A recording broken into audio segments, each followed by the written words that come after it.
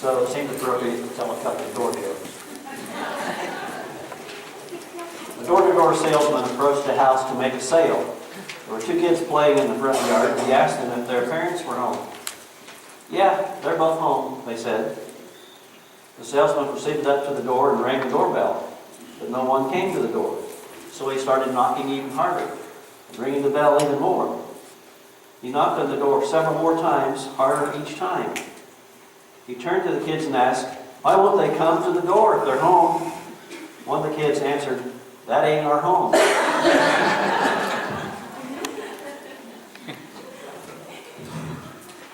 Now, I don't mean this one to offend anybody. I'm just telling it as it was written, okay? A boy was pulling a wagon load of puppies down the street. He stopped at the house of the Baptist minister. He knocked on the door, and when the Baptist minister came out, he said, "Sir, I have a wagon load of Baptist puppies. Would you like to buy one?" The Baptist minister didn't want one, so he sent the boy on down the street.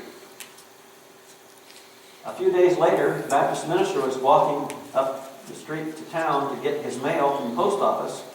As he was walking past the Christian preacher house, he saw the boy was at his house asking him if he would want a puppy. He heard the boy say to the Christian church preacher that, "Sir, I have a wagon load of Christian puppies. Would you like one?" When the Baptist minister heard this, he just had to say something. The boy, without hesitation, replied, "Well, that's right, sir. They were Baptist puppies, but now their eyes are open."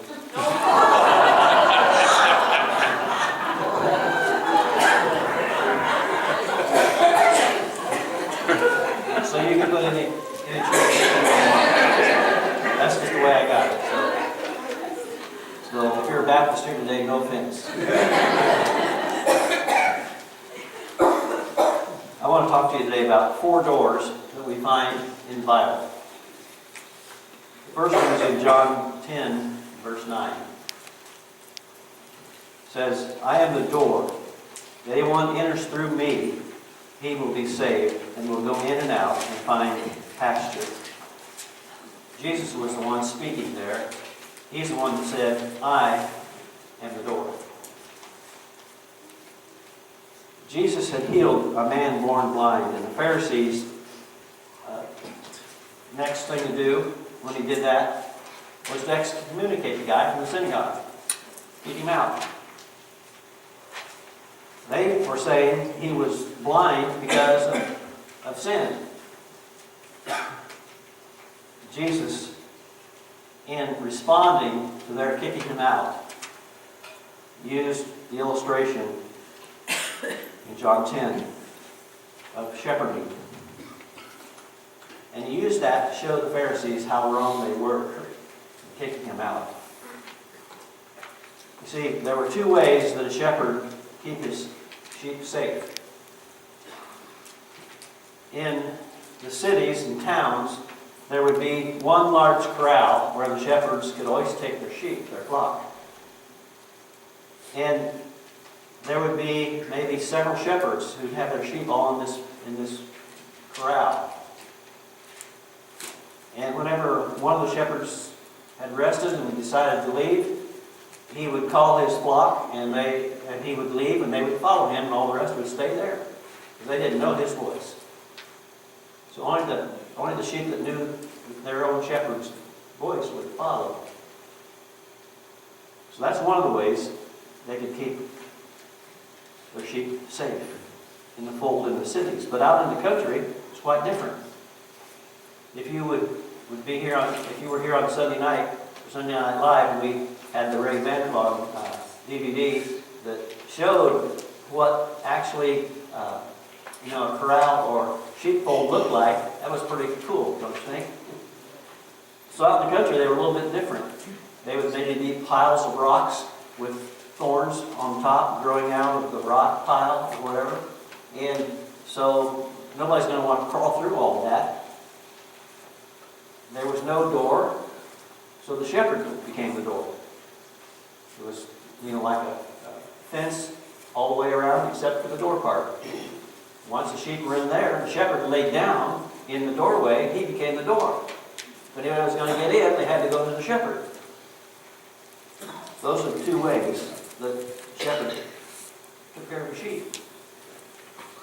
Jesus is telling the Pharisees, the next communicating the man born blind that was healed, they're not being very good shepherds. They're not being very good doors. The shepherd knows his sheep, and the sheep know their shepherd's voice. They know each other so well. Why? Because they spend so much time together. See, we should know our shepherd that well too. That we can hear his voice when he's talking to us. He may not speak audibly, he may speak through his word. But when we know him so well because we've spent time with him, he can talk to us and we hear his voice and we follow him. We go where he goes.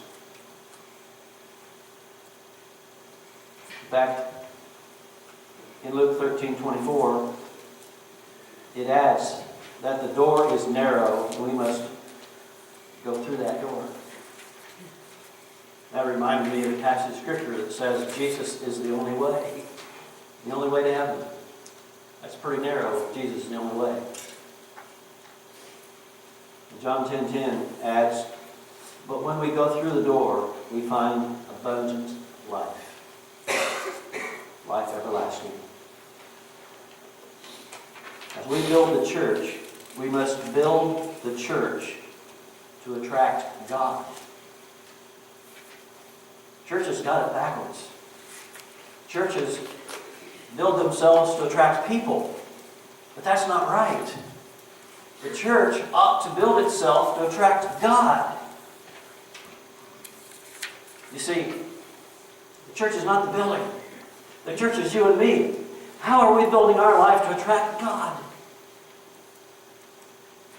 Are you doing anything that God would want to come see? Are you doing anything that God is approving of?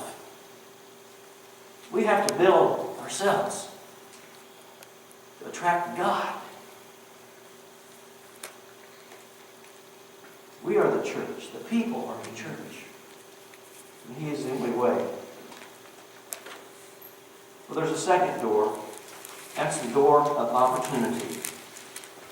1 Corinthians 16:9 says this.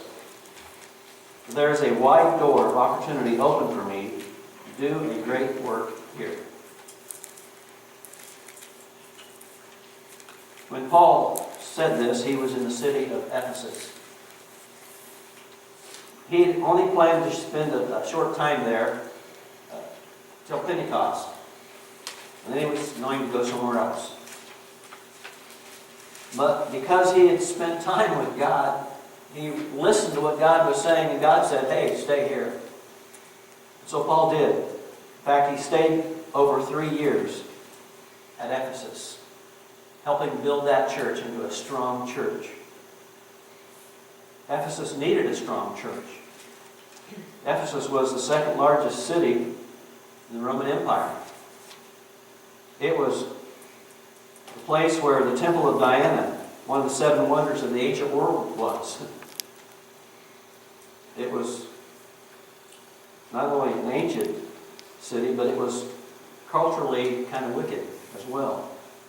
A city that definitely needed the Lord. And Paul saw a great door of opportunity opened up for him. So much so that he stayed there a lot longer than he planned to do. He took advantage of the open door of opportunity. That's what we need to do. We need to take advantage of any door of opportunity that comes our way. If the door of opportunity is open, don't close it, go through it. That's what we need to do. We need to take advantage of any door of opportunity to spread the love of God, to spread the gospel message. We need to note that after the stoning of Stephen in Acts chapter 7, the church members were scattered. And in Acts chapter 8, verse 4, it says, that they preached the word everywhere they went. That's significant. Because it doesn't say it was the apostles who went everywhere spreading the word. It's the Christians, the disciples who were scattered. It's you guys. It wasn't ministers, it wasn't apostles. It was you. It was a common, everyday Christian who, when they were scattered, preached the word everywhere they went. Persecution and scattering are not good things. But you see, we can Romans 8:28 them. We can let God use those things for good. They can open up doors that would not have been there unless they happened. Maybe something bad happens to you, and you can't change it. But you can certainly use it as an opportunity to do something good for God. So let's be on the lookout for open doors of opportunity.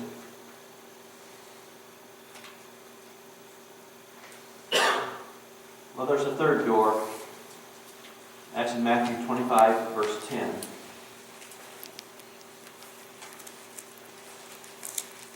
Those who were ready went in with the bridegroom to the wedding feast, and the door was shut.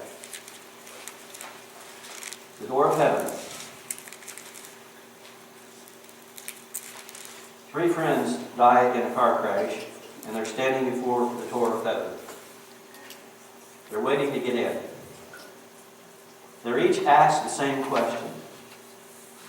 When you're in the casket and the family and friends are coming by, what do you want them to say?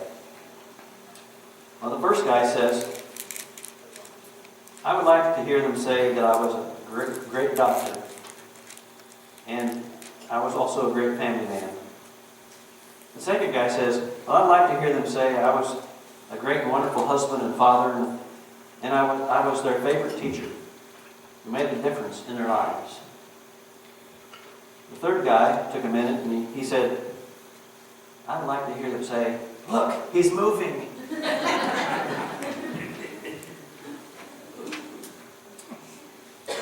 Right now, the door of heaven is open. The welcome mat is out. The light is on. But there's a day coming. The light will be turned off. The welcome mat will be taken in. And the door will be shut.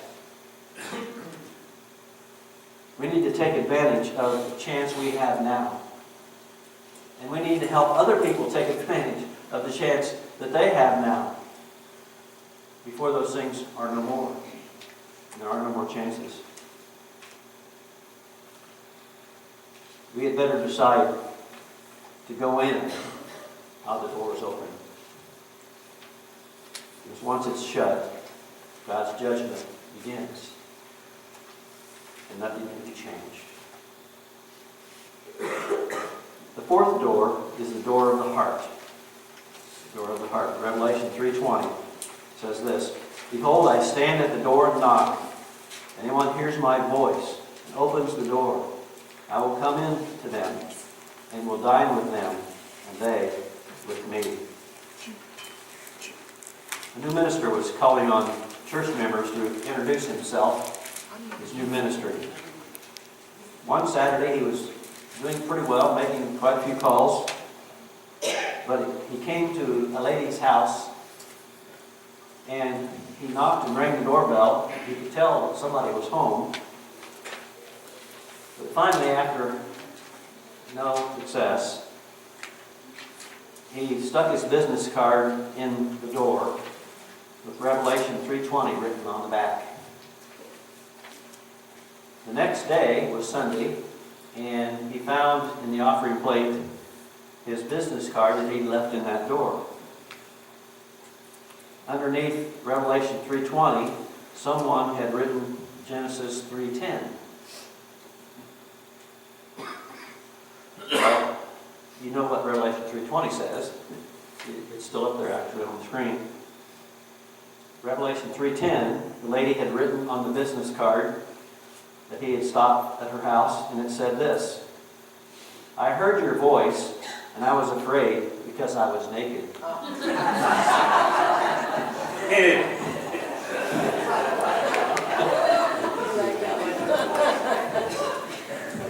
I've left my business cards in several people's doors, but I've never got that back. You've got to remember, Revelation 3:20 was written to the church at Laodicea. It was the church that was neither hot nor cold. They would not let Jesus come into their church. They were just warm.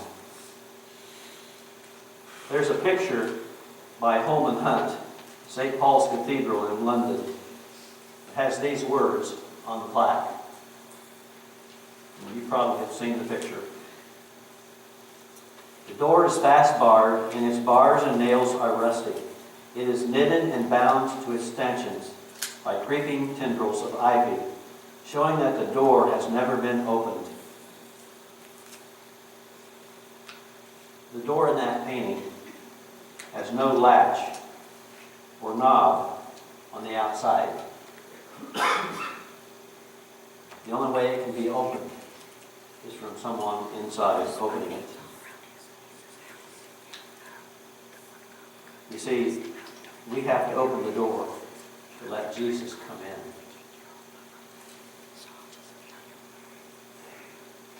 He won't go where he's not wanted. It's interesting that Revelation 3:20, it tells us even more than about the door.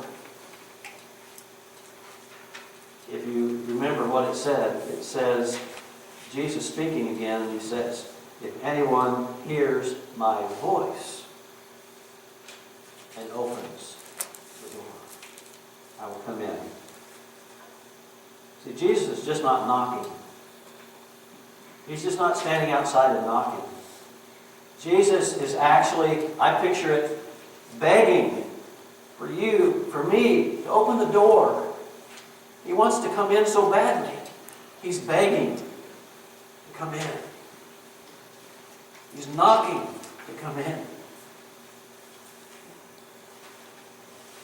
So many won't let him. They won't let him in. They won't open the door. Mr. Hunt, who painted that picture, was asked about his painting one time and why there was no doorknob on the outside. This was his reply. The door only has a handle on the inside, and you are the only one who can open it.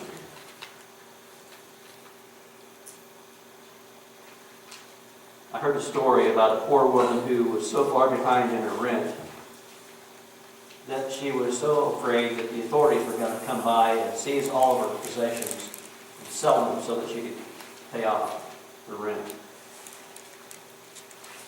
The woman's minister heard about her problem and went about raising the funds to pay her back rent and her debts.